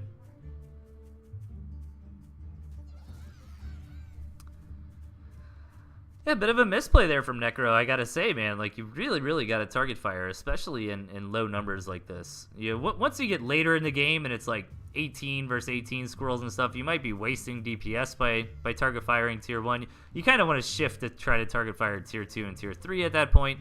But in lower numbers, it certainly makes a difference. All right, the ferret's here for Red Dino. That's going to put him in a nice position to start that harassment. But keep in mind the lizards are on the field for Necro. Going to do a nice job dealing with these ferrets 9 times out of 10. Gristmill being taken for Necro. Campfire has also been up and running here. But it's under fire for Red Dino, and I think Red Dino should be able to push the issue in this position and knock this Campfire out no problem. Nicely done. Even probably takes the better end of the engagement there. And he's not going to stop. He's going to keep this pressure going. I don't blame him. As Necro's going to try to move in to defend, but stuck in a little bit of a concave versus convex situation there as Necro's units were funneling through that tree line. And Red Dino is also planted on the ground. That's another thing that's kind of a nuance in Tooth and Tail that you might not consider too often is when units are already planted on the ground, right? They're gonna fire a little bit faster than units that have to move forward, you know, find their own tile and then fire. Because units will only fire after they've found their own tile, right? If that makes sense. I don't feel like I explained that super well, but that kind of adds to the defender's advantage. But it's not necessarily a defender's advantage because that kind of gives the context that it's for somebody on defense. You know, you can use that little, you know, hey, my units are already in position. Therefore, they're going to get to fire on your units coming into position a little bit faster. That can be useful in a variety of situations. Hey, thanks for the follow, Ryuz. I appreciate it, man. Ooh, Necro coming around, trying to get something done with these lizards. He might be able to snipe a pig or two, but this army is in the right spot to kind of deflect this kind of thing. One pig should go down, and that's going to be it. Nice for Red Dino there, as his army was just kind of in the right spot. Still loses a pig, though. And he's going to try to move in here and get aggressive yet again. This is a very important choke. Nice chameleon on the front line here from Necro, getting a lot of damage done. I love seeing chameleons coming back in the mix more and more, man. They actually do a very, very good job in low, scrappy situations like this. Chameleon going down for Red Dino. The chameleon remains for Necro. 1 HP, and it finally gets knocked out. Red Dino gonna try to sneak away with a ferret, but those lizards are gonna take it out. Very nice for Necro there.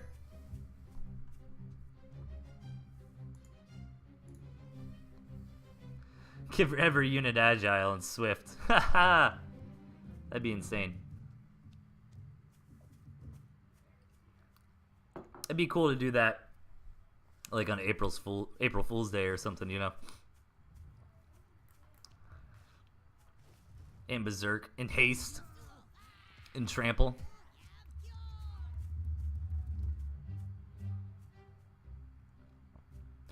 All right, this is kind of getting into a very technical game here. Every Tier 1 death is going to start mattering more and more as our economies are diminishing. Tier 2 is absolutely massive.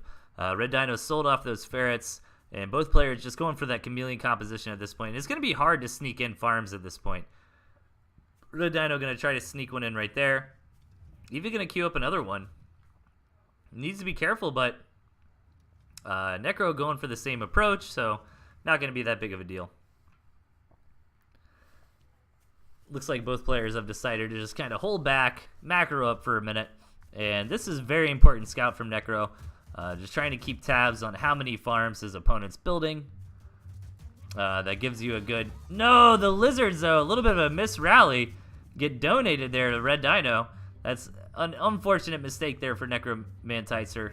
And Red Dino's certainly happy about that. Red Dino's also going to get that scout in on that second base. It's really important to try to figure out and identify how quickly your opponent is saturating their additional bases, so you can try to either stay one step ahead of them or try to push in with a lot of army. That can be risky to do, because if it doesn't work, it's kind of a really all-in timing attack kind of thing. It can be used in extreme situations, right? Like if you've taken maybe one farm on your second base and you scout your opponent's second base, you realize that they just threw down 8 farms like a second ago. That means their army is god-awful, and you can push in and abuse them. But here we go. Red Dino is thinking he's got enough here. Moves in for the engagement. The chameleons trade blows. All 4 of them are going to die very quickly, but Red Dino is left over with a significantly larger number of squirrels as he pushes in, and now is going to start getting some real damage done to Necromanticer. As I say that, though, Necro only loses 1 Warren there. I thought this pig was going to go down, but Red Dino prioritizing the target fire on Necro's units saved that pig's life there, as Necro is going to push Red Dino back. Overall, I think it was a decent engagement for Red Dinosaur, especially because he's on the better economy, but it wasn't the end of the world for Necro. Very nice hold. And let's see where these guys are going to go from here. Maybe Red Dino just waits for his chameleons to respawn and tries to push out again. I wouldn't be surprised to see him maybe take this third base. Perhaps even go for some more tier 2. Yeah, going to try to get some chameleons up. And meanwhile, Necro is trying to get a few more farms out. And he needs to be careful, man. His army is not that strong compared to Red Dinosaurs, just looking at the numbers here. Oh, he lost a building farm. Okay, thank you.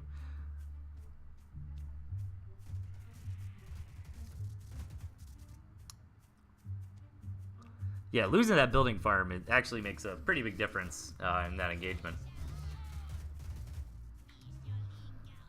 All right, so let's see if Red Dino wants to wait for these other chameleons or if he's going to go now. It looks like he's going to wait, maybe get a couple more squirrels up. But Necro has got a lot of money here. He needs to get some more units on the board. Going to throw up the chameleon, going to try to hunker down with a turret. But he needs more just kind of front line here. I feel like he needs more squirrels. The squirrel count for Red Dinosaur is getting very, very high.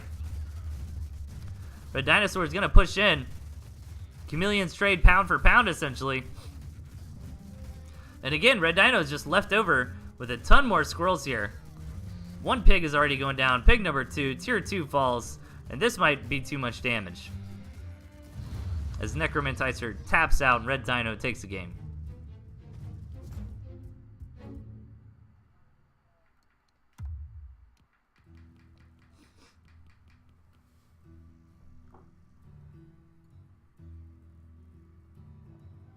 All right, you guys. Last match of the night. Let's hop into it. Spawning on the left, we've got Doohoo. And his opponent to the right, Premium Bow Ring. Alright, I like these decks. This is pretty cool. Premium Bow Ring kind of going for a traditional Fox style. And Doohoo rocking that Badger, but he's got the balloons as well. So, that makes me scratch my head a little bit because, you know, typically the Fox will do well against the Badger. And it does well against most things in Doohoo's deck, but the balloon is a very big hard counter to the Fox, which might be able to just kind of push the Fox back, let Doohoo get big enough, and possibly overwhelm. You know, the balloon should allow Doohoo to really take a lot of real estate up on the map without being under constant threat from Fox aggression. But Premium Bow Ring, man, going for the 5-farm double. It gets scouted by Doohoo, who loses his commander. Okay, I was wondering if he was going to try to get away with a 7-farm double. Goes for a 6-farm double, though. And he saw the lizard, so he goes 1 squirrel, 1 toad. That's pretty cool. Even actually just going to go straight up to 3-tier 1 on the 6-farm. Where Premium Bow is just going to get out a couple lizards and get those farms continuing. And he even sold off one tier 1 there. So I actually like that play a lot from Premium Bow Ring. I guess I got to say the Bow Ring, right? Because he kind of faked out Doohoo, right? Like Doohoo built all this tier 1 before getting up to 8 farms because he was expecting a big push. And now Premium Bow Ring has got a nice economic advantage.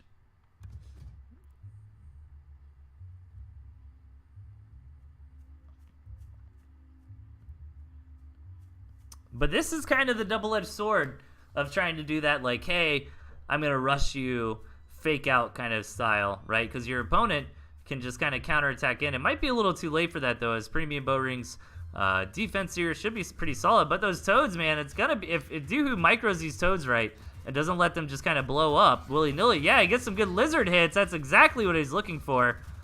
Very nice there from Doohoo, who's going to move in and start getting some real damage done. 2 pigs already going down, a 3rd pig on the way. And Doohoo's got to be very happy about that engagement. I'm surprised Premium Bow Ring is staying in the lizards. He needs to probably tech switch out of these into squirrels, yeah. It makes sense to keep like 3 lizards. The idea there is that, you know, if Doohoo continues to build toads, gets up to like 6 or 9 toads, those trade on to 3 lizards, you can get some pretty good value. It even still, Premium Bow Ring would probably want those 3 toads to try to blow up on Bow Ring's 3 lizards. That way he can protect his squirrels, right?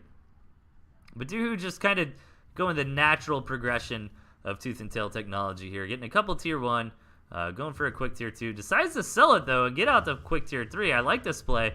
Not like the super greedy tier 3 build, but still a fairly early tier 3. And with an expansion on the back of it. And Bow Ring is a little bit scared, it looks like. Throwing down a couple turrets. Doohoo's got to love seeing that. And I like this campfire pickup from Bow Ring, but Doohoo's going to scout it. Very nicely done. It can be very difficult to do that the later the game goes. To just kind of take a minute, you know, find a little bit of breathing room in the game to get out and re-scout the map and confirm or deny, you know, what areas have been taken. Hey, what's up, Pez? Good to see you, man. Always a pleasure. Alright, both players getting up to 2 base economy here. But I'm liking Doohoo's position, and very good money management there as the Badger gets paid for right when possible, right when that Warren finished building. But Premium Bowring's Fox is on the way, but it's going to be significantly behind that Badger. Now, Premium Bowring did not get that Tier 3 scout off, so he has no idea that it's coming. And Doohoo hasn't really got in to scout that Tier 3, but we're kind of at the point of the game where it gets more and more difficult to really get in and get a complete read on your opponent. Because if you position your army in the right spot, it can be rough to get in there. Like, Doohoo could, you'd have to like come in like this, you know, and try to run in like that, and maybe he can get through. But even still, he wouldn't even see this because it's up on the high ground, so. Yeah, he's going to try to go this route to really try to see what he can. Doesn't quite see anything, though. The Badger is out now for Doohoo. I'd love to see him move out right here, right now, as Bowring has got the Fox paid for. It's on the way. It'll be in the game before you know it. So this is Doohoo's window where he's got the Tier 3 and his opponent doesn't. He decides to hard engage and move in, get some good toad connections. Some great Badger micro thus far. Ooh, needs to be careful though. 1 HP, loses the Badger. Unfortunate there for Doohoo. Nice defense from Bowring. Losing that Badger is absolutely brutal. However, Doohoo's still got plenty of units on the ground. He still won that engagement very, very hard, even with losing that Badger. But Bowring's got the opportunity for a hero Fox here. He just needs to buy like 10 more seconds, man. Oh, and he's got the high ground vision with the pigeons to get over here and get this Fox Warren. Oh my god, if that actually goes down. Oh, the Fox gets out just in time. Very nice from James. A Doohoo overextended, trying to kill that Fox Warren, loses his entire army, is forced to burrow home.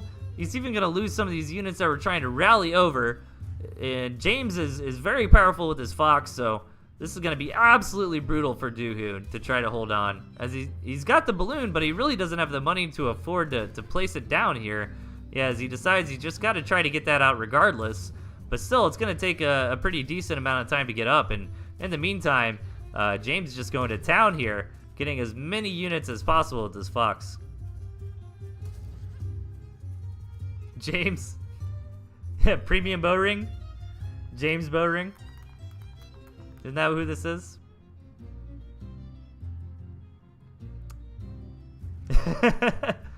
Or is it Premium Bow? I just assume it's James.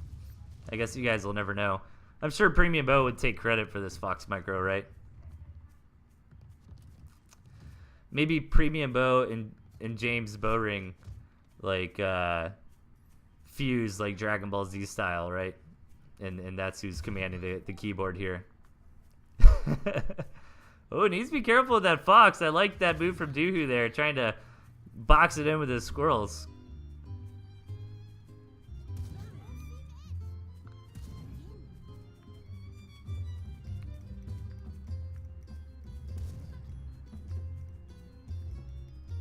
And more damage is getting knocked out. Doohoo's finally got the Badger up and running.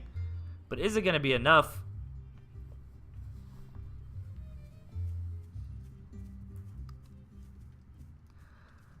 Traditionally, the Badger normally loses in the Fox engagement, but it's not like a hard law or anything. It's just kind of a rule of thumb. Doohoo tries to get that balloon up, but Premium Bowring's not going to have it.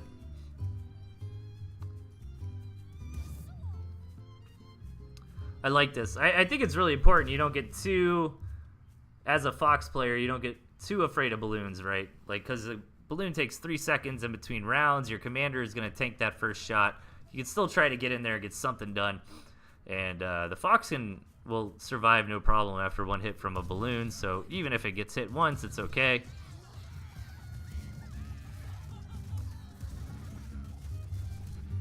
All right, Premium Bowring breaking on through. This Badger's still alive for Doohoo, but it's got no support. Very low HP. This might be too much damage. Looks like Bowring is going to take the match.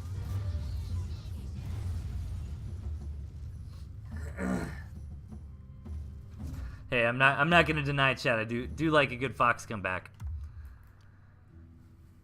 All right, you guys, that is it for the show. Thank you so much for tuning in, everybody. I appreciate it as always. Don't forget to submit replays at ToothAndTailTV at gmail.com for Thursday's show.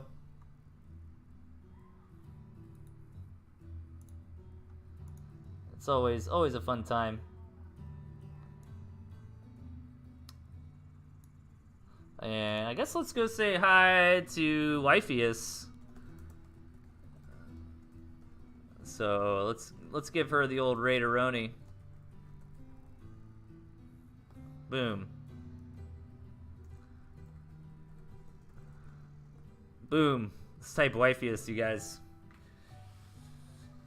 It was a fun show, man. I had a little bit of hiccups at the beginning, trying to adjust my quality outputs. Good time, everybody. I appreciate it. It's always nice seeing y'all. And I will see you guys on Thursday. Taking it easy, everybody. Have a nice July 4th.